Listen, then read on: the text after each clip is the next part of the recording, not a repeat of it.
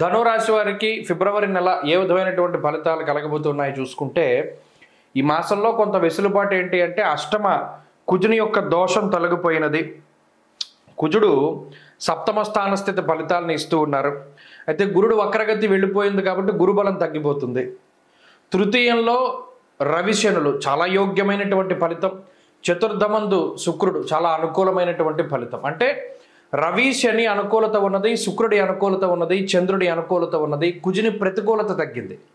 దాదాపుగా 50 నుండి 55% శుభ ఫలితాలని ధనురాశి వారు ఆశించవచ్చు. ఇంకా ఒకటి ఏంటి అంటే గురుబలం, మరి వక్రించిన గురుడు కూడా ఆయన బలాన్ని తగ్గించుకున్నారు కాబట్టి, లేకపోతే 70% బాగుండేది. అయితే పర్వాలేదు, దానివల్ల వచ్చిన చెడ్డేమి లేదు. అయితే ఈ ధనురాశి వారికి ఏంటంటే తృతీయమందు రవిశనులు చాలా మానసికంగా ఆనందాన్ని ఇస్తారు. ఎందుకంటే ధనురాశి వారు మానసికంగానే చాలా ఇబ్బందులు పడుతూ ఉన్నారు. ఎంతసేపు కూడా మీ కంఫర్ట్ జోన్ ఏదైతే మీరు ఏర్పాటు చేసుకున్నారో దానిలోకి మీ యొక్క అనుమతి లేకుండా ఇతరులు ప్రవేశించి దాన్ని పాడు చేయడం, మీ కంఫర్ట్ జోన్ని నాశనం చేయడం, మిమ్మల్ని ఇబ్బందుల్లోకి నెట్టడం.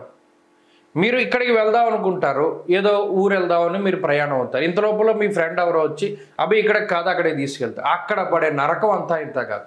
అరే నేను ప్రశాంతంగా ఈ ఊరు వెళ్తే నా మనసుకు నచ్చినట్టు ఉండేది కదా, నీతో వచ్చి నేను ఇబ్బందులు పడ్డాను అని చెప్పి మనం వాళ్ళని అనుకోవడం. దీని ద్వారా వాళ్ళకి మీకు మాట పెరగడం, ఆ స్నేహం ఇది అవ్వడం. ఇలా ఏంటి అంటే మీ మానాన్ని మీరు కాదు, ఎవరో ఒకళ్ళు వచ్చి మీ కంఫర్ట్ జోన్ నాశనం చేస్తారు. అది ప్రధానంగా ధనురాశి వారికి వచ్చిన సమస్య. ఇంకోటి ఏంటి, మీ మానాన్ని మీరుంటారు, కావాలని మిమ్మల్ని అనేక రకాలైన వాటిలోకి లాగుతూ ఉంటారు. సరే లాగిన వాళ్ళు ఊరుకోకుండా రెచ్చగొడతారు, మీరు రెచ్చిపోతూ ఉంటారు. అంటే పచ్చిగా మాట్లాడితే ఏంటి అంటే ఇక్కడ మీ ప్రమేయం ఏమీ ఉండదు.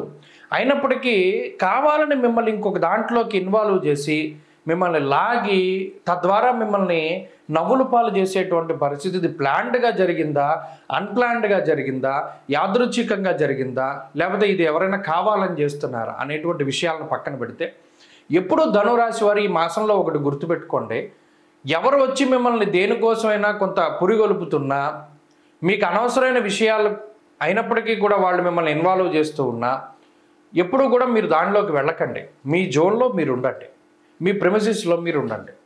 అలాగే ఇంకో విషయం ఏంటి అంటే ఈ మాసంలో ఆర్థిక ఇబ్బందులు ఏమీ లేవు, అనారోగ్య సమస్యలు ఏమీ లేవు.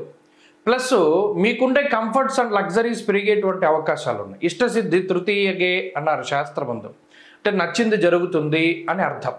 కాబట్టి మీకు నచ్చినటువంటి వాటిని మీరు స్వయంగా పొందగలిగేటువంటి వాటిని మీరు పొందండి. తత్ఫలితంగా ఆనందాన్ని పొందగలుగుతారు. అనవసరంగా ఇతరుల యొక్క జోక్యం ద్వారా మీరు వారి విషయాల్లో కానీ ఇంకొక విషయాల్లో కానీ వెళ్ళడం ద్వారా, ముఖ్యంగా కొన్ని విషయాలు గుర్తుపెట్టుకోవాలి. మనకి దేని మీద నాలెడ్జ్ లేనప్పుడు ఎక్కువగా మాట్లాడకూడదు, చాలా స్తబ్దుగా ఉండాలి. అజ్ఞానంతో కూడి ఉన్నటువంటి చర్చల ద్వారా నవ్వులు పాలవుతారు. మీకుండే స్కిల్ వేరు, మీకుండే నాలెడ్జ్ వేరు. మీకు సంబంధం లేని రంగాల్లోకి మిమ్మల్ని పిలిచినప్పుడు చాలా సాఫ్ట్ కార్నర్లో మనం చక్కగా నో చెప్పాలి.